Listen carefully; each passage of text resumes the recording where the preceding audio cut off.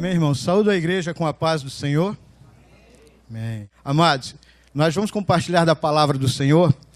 E eu vou pedir a vocês que, antes de eu iniciar, vocês marquem as Bíblias de vocês em Eclesiastes, capítulo 3.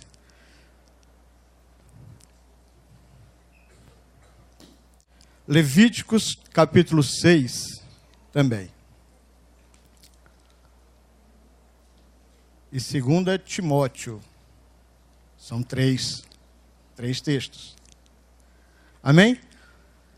Refletindo um pouquinho sobre a palavra de Deus, trouxe meu coração, então, um texto, algumas reflexões. Eclesiastes 3,14 diz que tudo que Deus faz durará para sempre, nada se lhe pode acrescentar e nada lhe tirar. E isto faz Deus para que os homens o temam todos os dias. Nada lhe tirar. A palavra de Deus hoje vem falar sobre coisas eternas, exigências eternas, exigências de Deus. O tema da palavra é esse, exigências eternas. Sabe que existem exigências na nossa vida que elas não são eternas, são momentâneas, passageiras, mas as exigências de Deus para o seu povo, para os escolhidos dele, estas são eternas. Essas não mudam, essas não param, não estacionam no tempo, não deixam de ter valor. São eternas. Por isso, foi escolhido esse texto no Velho Testamento, porque o Velho Testamento também é eterno, ele também não é para ser largado, deixado de lado, mas nós temos que fazer uso dele também, assim como usamos o Novo Testamento, também o Velho Testamento.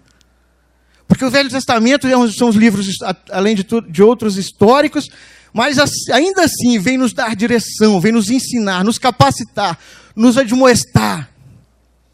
Vem nos ensinar o caminho que devemos percorrer. E mais do que isso, ele vem mostrar para nós como não fazer, o que não fazer.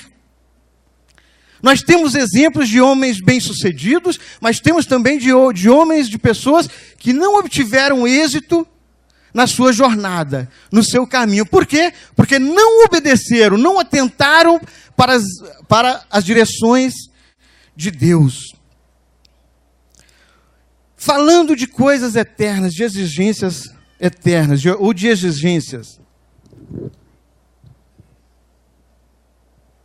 O motorista, ele tem a obrigação de conhecer bem as placas sinalizadoras encontradas nas estradas, não é mesmo? Por que isso? Para que ele prossiga bem, que ele prossiga com segurança rumo ao destino já escolhido por ele. Assim não é diferente para o maquinista, para o motorista, para o piloto, quem pilota aqueles Airbus também, tem que conhecer todo aquele equipamento, as regras que tudo aquilo traz, para quê? Para que ele prossiga com segurança.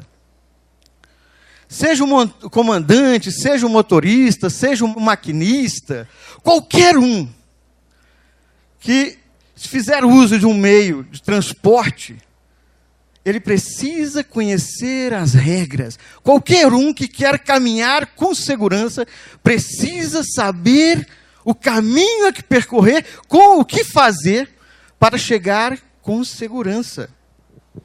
Com a jornada da vida, com a jornada espiritual, não é diferente, meus amados. A Bíblia nos revela que Deus deixou muitos sinais indicativos para que ninguém errasse o caminho. Infelizmente, em seu orgulho e vaidade, o homem tem se esquecido, alguns homens se esquecem de observar atentamente as direções de Deus. Então eles tropeçam, caem e erram. O problema não é tropeçar e cair, o problema é tropeçar, cair e não se levantar mais. Deus não quer ninguém prostrado, caído, mas Deus quer em pé, firme. O Senhor tem algo para você nesta noite. Deus vai abençoar você e sua casa nesta noite. É por isso que encontramos na estrada da vida, na viagem, milhares de pessoas machucadas, traumatizadas, feridas. em razão de acidentes provocados por esses descuidos. Não observar as leis de trânsito, quando homem, e no mundo espiritual, as leis de Deus. As leis de Deus, elas não são para serem praticadas apenas quando nos convém, quando faz-se necessário, quando agora eu tiro proveito dela, não. As leis de Deus são para serem praticadas sempre. Sempre. Tudo que Deus faz durará para sempre. É por isso, desconhecendo ou desobedecendo, que as pessoas acabam caindo.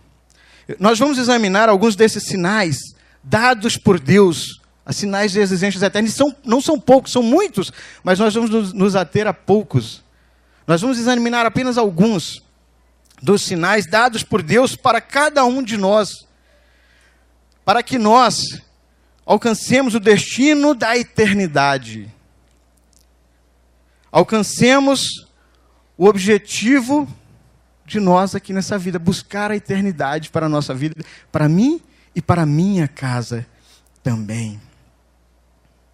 Deus encontrou muitas pessoas que tentavam dificultarem muito as coisas para Deus.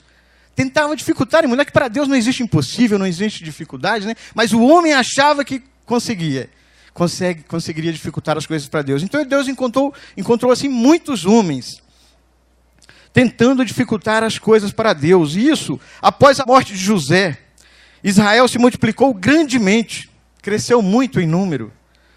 Com esse crescimento veio também o afastamento de Deus. A população foi crescendo, e à medida que ela ia crescendo, ia se afastando de Deus. O povo deixou-se dominar pelo esquecimento. Sabe? Quando as coisas começaram a ficar boas, agradáveis, ou de repente começaram a achar aquilo tudo, né? Mais ou menos, não, tudo agora faz parte da vida, isso é a rotina, isso é assim mesmo. As pessoas foram então se afastando de Deus e achando que tudo que estava acontecendo era normal, fazia parte daquele contexto. Na verdade, o sofrimento e a luta é porque o povo não observa as leis de Deus. Só que o mundo quer incutir na cabeça do povo de Deus que todas as mudanças que estão se vendo por aí hoje, elas são normais e fazem parte do... Não é. Não é. Isso tudo é um levante do diabo, é um levante do inimigo contra o povo de Deus, contra a palavra de Deus. Durante o tempo de escravidão no Egito, o povo deixou de cultuar a Deus. Eles mantinham uma leve lembrança do que aprenderam de seus antepassados, como Abraão, Isaac, como Jacó. No entanto, eles não serviam ao Senhor com dedicação e temor. Isso provocou o afastamento de Deus, pois o povo virou as costas para Deus, desobedecendo as direções de Deus. E o Senhor se lembrou do povo quando este clamou a Ele. Quando o povo clamou ao Senhor dia e noite, então Deus se voltou para o povo. Quando o povo viu que não dava mais para caminhar sem Deus, clamou a Deus dia e noite. Então Deus voltou-se a atender. Quando Davi orientou seu filho Salomão, isso em 1 Crônicas 28, verso 9, disse Davi, vamos abrir, 1 Crônicas 28, verso 9. Davi orientando seu filho Salomão. Olha o que disse o Senhor, olha o que disse Davi a seu filho. Se você o buscar, o encontrará. Mas se você o abandonar, ele o rejeitará para sempre. Davi orientando seu filho. Meu filho, o caminho da vitória, o caminho para o sucesso, para o seu sucesso, é você caminhar com Deus. Se você quer obter sucesso, caminhe com o Senhor. Mas se você o abandonar, se você virar as costas para Ele, Ele o rejeitará. Os caminhos do sucesso é você caminhar com Deus. Isso Davi orientando seu filho Salomão. O povo está acostumado assim, Filho, o segredo da vitória, o segredo do sucesso, o segredo para você ser bem-sucedido é você caminhar com Deus. Mas não se esqueça do que eu te ensinei, do que eu aprendi.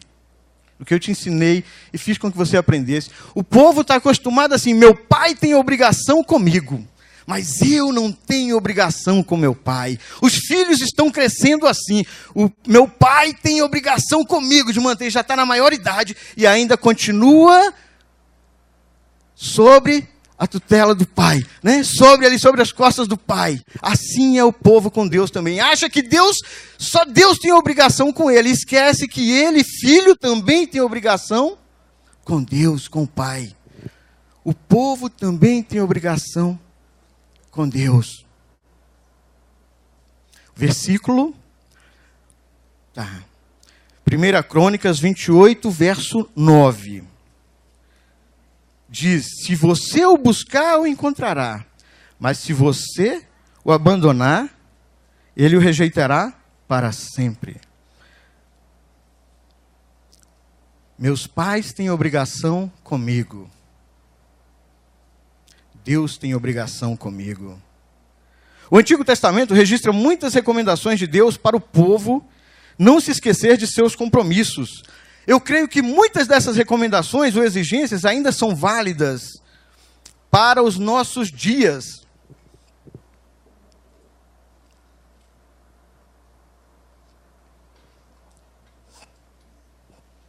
Certa vez, Moisés estava conduzindo o povo no deserto, mas ele subiu a um monte para orar. Falar com Deus, e se demorou bastante. Então o povo, achando demorado demais o retorno dele, fez o quê? Lembram-se dessa história? Recolheu ouro do povo ali, juntou o ouro e criou um bezerro de ouro. Criou um bezerro de ouro e passaram a adorar aquele bezerro. Porque acharam demorado demais a resposta de Deus. Nós não somos tão diferentes daquele povo, sabia disso? Se eles se desviavam de Deus, aquele povo, para servir a outros deuses, também podemos observar tudo isso acontecendo nos dias de hoje. Ainda hoje, pessoas se desviando das diretrizes de Deus para servir a outros deuses. Pastor, eu me ausento da igreja. Pastor, eu não vou a centro de macumba, eu não vou para isso ou para aquilo outro, para aquele lugar ou para tal lugar. Mas eu sirvo a Deus. Eu não adoro outros deuses, meus irmãos. Adorar a outros deuses não é só ir no centro de macumba. Adorar a outros deuses não é você apenas ir num centro espírita. Mas adorar a outros deuses é você ficar em casa, prostrado, diante de uma televisão, preferindo ficar ali prostrado a ir na casa do Senhor. É você abrir mão de estar cultuando a Deus, recebendo da palavra de Deus para a sua vida e para a sua família também. E depois reclama porque a minha família está se afastando da casa do Senhor, da presença de Deus. Adorar e servir a outros deuses é você fazer qualquer coisa, colocar qualquer outra coisa à frente de Deus. De estar, por exemplo, indo na casa do Senhor. Hoje eu não vou na casa do Senhor porque o jogo demorou. Hoje eu não vou na casa do Senhor porque vai passar algo interessante na televisão e vai conflitar com o horário. Isso é adorar outros deuses. E perder da bênção de Deus. A bênção que Deus tem para derramar sobre a sua vida. A bênção que Deus tem para derramar na sua vida, meu irmão, é na sua casa, é verdade. Mas os compromissos que você tem com Deus, Deus não abre mão. Não deixe de vir à casa do Senhor achando que Deus vai derramar a bênção que está derramando aqui hoje lá na sua casa. Eu já falei aqui em outra pregação que um culto não é igual ao outro. O que Deus está falando aqui nesta noite é para você que aqui está. O que Deus está falando aqui não é para quem ficou em casa. Então abra o teu coração e receba, porque Deus quer falar com você. Deus tem para derramar uma bênção sobre sua vida. A semana que vem, o culto foi uma bênção, a semana que falaram que foi uma bênção, a semana que vem eu vou. Não, meu irmão, não serve. Venha mesmo. Mas não pense que você vai receber da bênção dessa noite, porque essa noite foi Deus falando. Deus vai falar com você. Deus vai te abençoar na semana que vem também. Mas é com outra palavra, de outra forma. Não somos tão diferentes daquele povo. Nós somos bem parecidos com aquele povo. Se aquele povo era rebelde, ingrato e irreverente, também ainda hoje, muitos têm trilhado esse mesmo caminho. Olha só, Paulo advertia Timóteo que nos últimos dias sobreviriam tempos difíceis. Veja o que o apóstolo escreveu sobre o nosso tempo em 2 Timóteo, capítulo 3. Abram suas Bíblias. 2 Timóteo, capítulo 3, a partir do verso 2.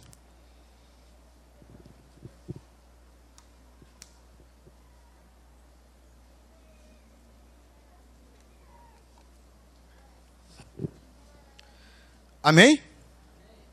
Pois os homens serão egoístas, avarentos, jactanciosos, arrogantes, blasfemadores, desobedientes aos pais, ingratos, irreverentes, desafeiçoados, implacáveis, caluniadores, sem domínio de si, cruéis, inimigos do bem, traidores, atrevidos, enfatuados, mais amigos dos prazeres que amigos de Deus, tendo forma de piedade, negando-lhe, entretanto, o poder, foge também destes. Portanto, podemos ver tudo isso nos tempos de hoje, meus irmãos, e ser comparado com aquele povo, se tais práticas executamos. Veja que Paulo já estava advertindo isso, os homens serão egoístas, avarentos, jactanciosos, e fala até dos filhos, desafeiçoados, desobedientes aos pais. Timóteo advertindo isso. Paulo advertindo Timóteo sobre o nosso tempo. Por que pessoas sentem tanta dificuldade para caminhar com Deus? Timóteo já estava advertindo isso. Por quê? Os homens serão egoístas. Porque estão constantemente colocando outros deuses na frente do único Deus. O que lhes falta para manterem-se nos caminhos do Senhor? O que falta aos homens para se manter firmes, fiéis, comprometidos e compromissados com Deus? Isso lá no Velho Testamento, e uma prática que se vê até nos dias de hoje. Assim como os israelitas, muita gente negligencia algumas das recomendações de Deus. O texto que lemos afirma que tudo que Deus faz dura eternamente. Logo, as leis, as direções de Deus, elas não foram para você achar bonito, ou para nós, né, acharmos bonito, poético. Não. É para ser cumprida, é para ficar atento, é para atentar a ela. É para praticarmos. Você, para praticar, precisa conhecer, e só tem como conhecer ouvindo a palavra de Deus. Conhecendo a vontade de Deus. Se eu não conhecer, eu não pratico. Logo, eu tenho que fazer uso dos textos do Velho Testamento também. Eu não estou aqui hoje pregando só para defender o uso do Velho Testamento. Não, pelo amor de Deus. Nós fazemos isso aqui constantemente. Mas é para que você observe que nós também temos exigências sobre nós de Deus. Lá no Velho Testamento, e que Deus não renova essas exigências no Novo Testamento, porque Deus não precisa ficar o tempo inteiro falando para você que você, por exemplo, precisa dizimar. No Velho Testamento não se fala de dízimo, mas fala de oferta.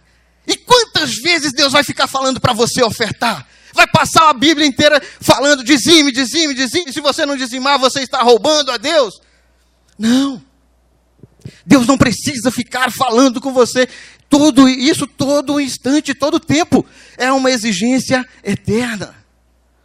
Abençoar a casa do Senhor, não só com os dízimos, mas com as ofertas também. É uma exigência eterna de Deus, os mandamentos dele também. Para a sua vida, para a minha. Vejamos algumas das exigências eternas que eu disse compartilhar com vocês. A primeira delas está registrada em Levíticos, eu quero que vocês abram, capítulo 6, no verso 8.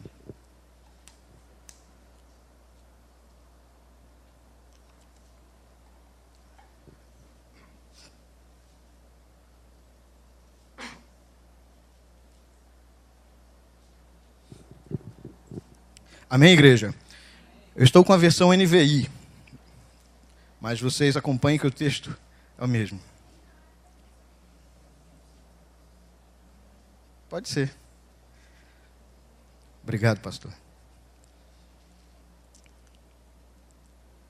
Levíticos capítulo 6, a partir do verso 8. Disse mais o Senhor a Moisés: dá ordem a Arão e a seus filhos, dizendo: esta é a lei do holocausto. O holocausto ficará na lareira do altar, toda a noite até pela manhã, e nela se manterá aceso o fogo do altar. O sacerdote vestirá a sua túnica de linho e os calções de linho sobre a pele nua, e levantará a cinza, quando o fogo houver consumido o holocausto sobre o altar, e a porá junto a este. Depois despirá as suas vestes, e porá outras, e levará a cinza para fora do arraial a um lugar limpo. O fogo, pois, sempre arderá sobre o altar, não se apagará, mas o sacerdote acenderá lenha nele cada manhã. E sobre ele porá em ordem o holocausto, e sobre ele queimará a gordura das ofertas pacíficas. O fogo arderá continuamente sobre o altar, não se apagará. Obrigado, pastor.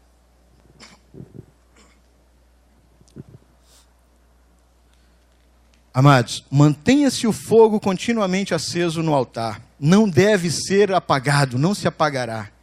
Esta é uma lei eterna. Essa lei do holocausto tinha uma característica. Ela representava mais que a expiação pelos pecados cometidos. O alvo principal era a expiação pelo pecado que afastava o homem do Senhor. A oferta era consumida pelo fogo do altar. Interessante que o primeiro fogo foi feito por Deus. Então não poderia ter outro fogo, deixar que aquele fogo se apagasse e acendê-lo novamente, pois aí seria o homem acendendo. Mas o primeiro fogo foi por Deus, foi Deus mesmo que colocou. Então ali naquele momento, ninguém mais deveria deixar que aquele fogo se apagasse. Deveria mantê-lo aceso. Não poderia apagar. O fogo não poderia se apagar também, mostrando que em qualquer tempo o povo poderia se apresentar diante do Senhor. Quando o povo deixou de se preocupar com a expiação, com mais essa exigência do Senhor, afastou-se de Deus.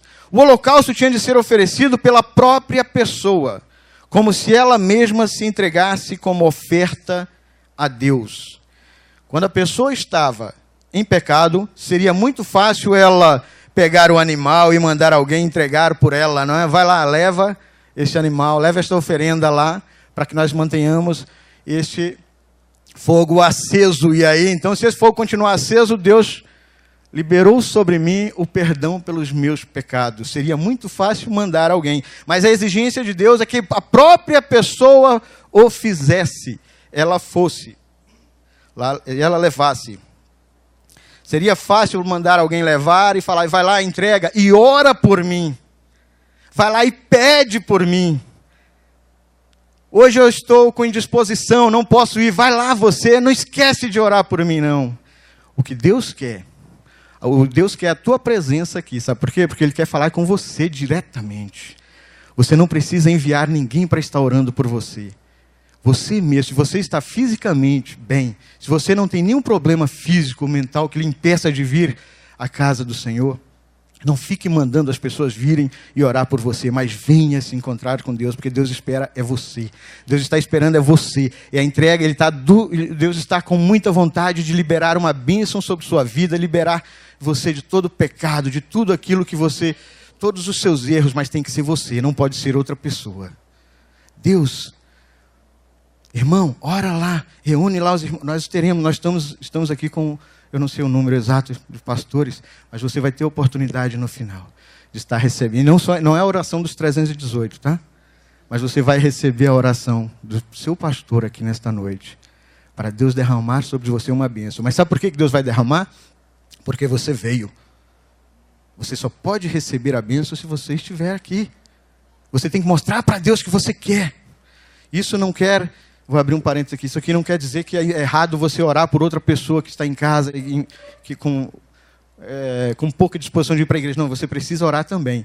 Agora, você não pode aceitar que as pessoas fiquem pedindo a você para orar e achar que isso já basta, já serve. Não, você tem que lutar para trazer as pessoas também para a igreja. Ainda assim, é nos dias de hoje. Se você está bem, se você está fisicamente bem, é com você também. É como um pai que pede, Deus é como um pai que pede ao filho para... Deus quer abençoar você como um pai quer abençoar um filho. Agora tem pai que não abençoa o filho. Tem pai que o filho está a todo instante, pai, me leva, eu quero sair com você, eu quero fazer isso, aquilo, outro. Pai, eu quero ter um tempo de qualidade com você. Em outras palavras, ele não usa as palavras, mas em outras palavras é isso que ele está falando, vamos pescar, vamos fazer isso, vamos no shopping, vamos fazer aquilo, outro. E o pai nunca tem tempo, o pai só tem tempo para ganhar dinheiro, para trabalhar, e está sempre cada vez mais olhando e tentando enriquecer, e esquece da família, esquece do filho. E aí fala, não, meu filho, eu não posso ir, mas eu vou. O meu pouco tempo com você me condicionou a ter dinheiro e pagar para que outra pessoa vá com você. Pega o dinheiro, chama o seu amigo, que ele vai com você. Teu filho está querendo um tempo com você.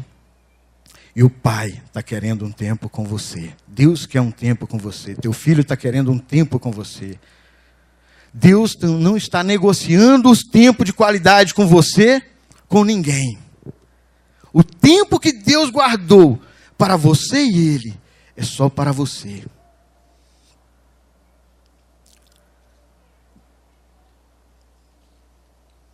Se o nosso altar não estiver aceso, não for mantido aceso, nossa comunhão com Deus será apenas nominal.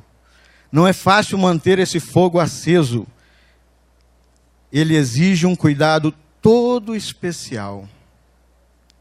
O texto de Levíticos, capítulo 6, versos 10 e 11.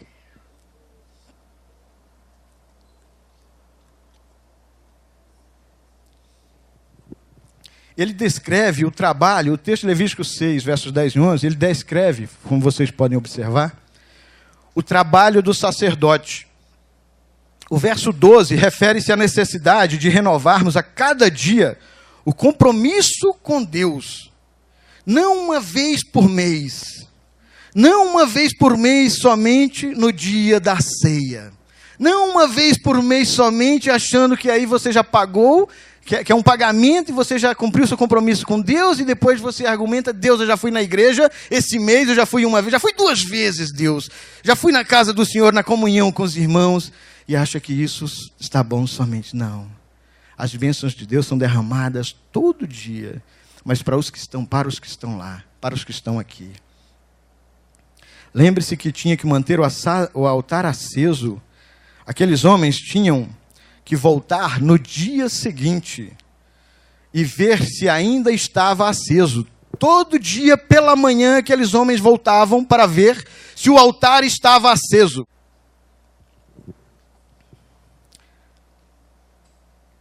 O seu encontro com Deus tem que ser diário.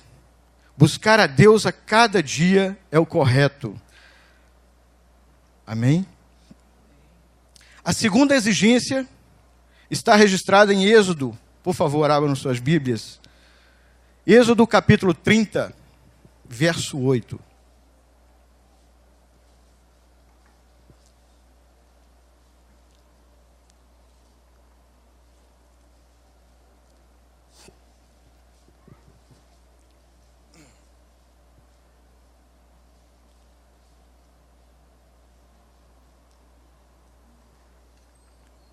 Amém? Capítulo 30, verso 8, parte B desse verso diz: será queimado incenso continuamente perante o Senhor as suas gerações. Aqui está a lei do incenso. Assim como o fogo do altar precisa estar sempre aceso, o incenso precisa ser queimado continuamente. O que é o incenso? O incenso representa as orações dos santos que sobem a Deus. O incenso tipifica as orações que sobem a Deus, as suas orações. O incenso necessitava ser queimado diariamente, as suas orações têm que ser diárias. Você precisa queimar incenso, você precisa fazer suas orações diariamente. Assim como o fogo do altar precisa estar sempre aceso e jorrando aquela fumaça, as suas orações também têm que subir a Deus. O incenso representa as orações dos santos que sobem a Deus. Apocalipse, capítulo 5, verso 8. Abram suas Bíblias, por favor. Apocalipse 5, verso 8.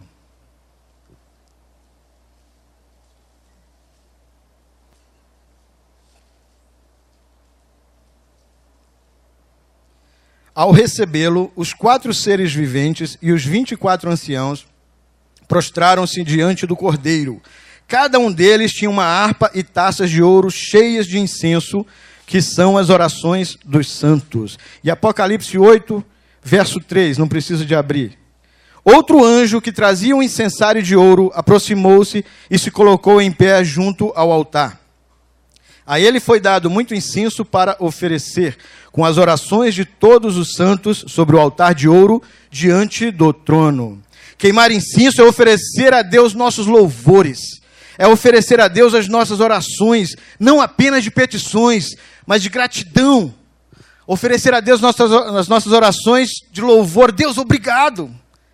Obrigado porque o Senhor tem abençoado a minha família. Obrigado porque mesmo nos dias em que eu me mostro fraco para ir na igreja, na tua casa, o Senhor me fortalece e me leva. Obrigado porque hoje a minha família está na casa do Senhor, ouvindo e recebendo a tua palavra. Obrigado, Deus, porque o Senhor tem falado no meu coração. Obrigado, Deus, porque o Senhor tem falado com a minha igreja, que é o teu povo e que é a minha família.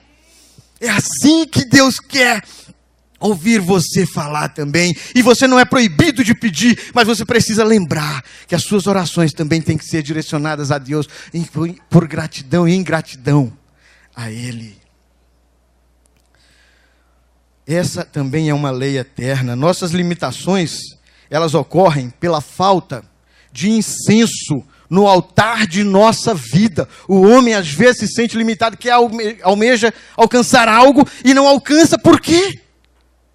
Falta incenso, falta oração. Eu quero alcançar algo, eu tenho um objetivo, mas ele está tão longe e ao mesmo tempo tão perto, e eu não consigo pegar, eu não consigo palpar. Por quê? Falta de incenso, falta da oração. A palavra de Deus diz que o meu povo sofre porque lhe falta conhecimento. 2 Crônicas 7,14, se o meu povo que se chama pelo meu nome, se humilhar e orar e me buscar, e se converter dos seus maus caminhos, eu ouvirei dos céus, perdoarei seus pecados, sararei a sua terra. Estarão abertos os meus olhos e atentos aos meus ouvidos, a oração que se fizer neste lugar. É a palavra de Deus, é a direção de Deus para o povo. Tu quer ser vitorioso? Tu precisa conhecer a vontade de Deus. Tu precisa saber o que Deus espera de você. O que Deus espera de você, da sua família. Deus quer derramar sobre sua casa uma bênção, mas o homem se sente limitado até para receber a bênção de Deus. Ele não consegue entender que ainda não recebeu, que não tomou posse da bênção de Deus, porque faltou incenso. Quanto de incenso você tem oferecido a Deus ultimamente? Eu não estou aqui como um atirador de pedras. Não. Eu pedi a Deus, Deus, fala com teu povo. Deus, eu não quero ser nada, eu não quero ser ninguém, mas eu quero que o Senhor apenas fale por meio de mim, e depois o Senhor me mostra o que eu falei lá também, o que ministra no meu coração, porque o que vai ser ministrado lá não é só para aquele povo, mas eu sei que é para mim também, e para a minha casa. A terceira exigência e última está registrada em Levíticos 24. Abram suas Bíblias em Levíticos 24, por favor.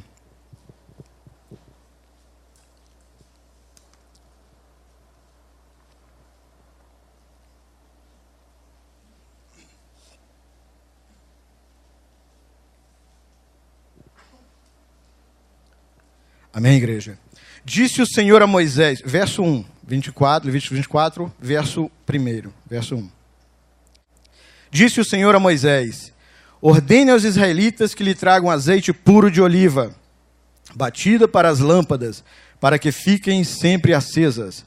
Na tenda do encontro, ao lado de fora do véu que esconde as tábuas da aliança, Arão manterá as lâmpadas continuamente acesas diante do Senhor, desde o entardecer até a manhã seguinte. Este é um decreto perpétuo para as suas gerações. Mantenha sempre em ordem as lâmpadas no candelabro de ouro puro perante o Senhor. O candelabro deveria ser mantido sempre cheio e puro. A lâmpada do candelabro dependia do azeite. Para o candelabro acender, para iluminar, precisava do azeite. Sem azeite não haveria fogo. Observe que esse azeite tinha de ser puro. Quero dizer para você que você é o candelabro. Quero para você que aqui hoje está. Você que está ouvindo essa palavra nessa noite. Você é o candelabro. Você é o candelabro onde Deus quer derramar o azeite dentro. O candelabro tinha que estar puro. Para Deus encher. E sabe o que é o azeite? É o Espírito Santo de Deus. Deus vai derramar sobre você, que é o candelabro, o Espírito Santo. Ele vai encher você. E é nessa noite, não perca a oportunidade de receber, de se preencher, de estar preenchido, cheio, recomposto com o Espírito Santo de Deus. As lâmpadas do candelabro dependiam do azeite. Isso significa que tudo o que oferecemos a Deus deve ter a mesma pureza. Tudo a mesma pureza. Nossa vida precisa estar sempre cheia de coisas puras. Nós não podemos encher esse candelabro do mundo. Esse candelabro, a palavra de Deus, 1 Coríntios 6,19, diz que nosso corpo é templo do Espírito Santo de Deus. Templo do Espírito Santo de Deus. Esse candelabro tem que estar limpo, puro, para que o Espírito Santo chegue, repouse sobre sua cabeça, sobre nossa cabeça, e nos faça vencedores, te faça vencedor. Deus quer fazer você vencedor. Deus quer te dar a vitória que você almeja, a vitória que você busca. Deus vai te dar ela nesta noite. Hoje é o dia, hoje é a noite, hoje é o momento. Este é o momento de você tomar posse da tua vitória. E neste momento, não tem outro. Deus colocou algo na tua mente, algo que está te lembrando agora, está na sua mente. Você se lembra. E é nesse ponto que Deus quer trabalhar. Deus vai curar, Deus vai te dar a vitória, Deus vai abençoar a sua casa, Deus vai te preencher, você vai ter poder para sair do teu lugar, para abençoar, para repreender a ação maligna e para derramar bênçãos vindas dos céus, dos altos, sobre vidas de outras pessoas também. A presença do Espírito Santo não pode habitar num candelabro contaminado. Quando essa lei é esquecida, a presença de Deus, ela desaparece. Esta lei não pode ser esquecida. Afirmei que muitos de nossos problemas têm como fonte a falta de comunhão verdadeira com Deus. Jamais podemos deixar nosso candelabro vazio. Nosso candelabro tem que estar sempre cheio. E você vai encher o teu candelabro, sabe aonde? É aqui. É neste lugar. E eu concluo que nesta noite, que o seu candelabro, que é você, vai ser preenchido. Deus vai abençoar sua casa. Deus vai derramar sobre você uma bênção que você jamais imaginou. Eu não sei o que te trouxe, como você veio aqui. O que você veio, que veio na sua cabeça, o que veio no seu pensamento. Eu não sei o que você estava pensando. Eu não sei que tipo de problema você está enfrentando, se você está enfrentando problema. Mas eu sei que Deus queria falar com você nesta noite. Ele falou. Eu não sei se foi para resolver um conflito. Eu não sei se foi para derramar uma bênção de cura. Eu não sei se foi apenas para você ser edificado com a palavra. Eu sei que Deus trouxe você aqui. E você não está aqui por acaso. Você não é apenas mais um. Mas você é o principal nesta noite que está aqui com Deus. Para Deus derramar. Eu quero convidar você a ficar de pé. nós precisamos pedir a Deus que nos recomponha. Eu não quero dizer, eu não estou afirmando que esse candelabro está vazio. Não. Eu quero dizer que se você estiver vazio, ou pela metade, Deus vai preencher você, recompor. E se você já estiver cheio, Deus vai derramar, vai fazer você transbordar. Através do Espírito Santo de Deus, na sua vida, na sua casa. Se você quer vencer as crises, você precisa tomar a decisão de manter aceso o seu candelabro. Esse candelabro que é você. Se você mantiver esse candelabro aceso, você já é vitorioso, amém? Fazendo assim, você jamais será derrotado, porque você fará sempre próximo de Deus. Eu quero convidar você a fechar seus olhos agora, conversa com Deus.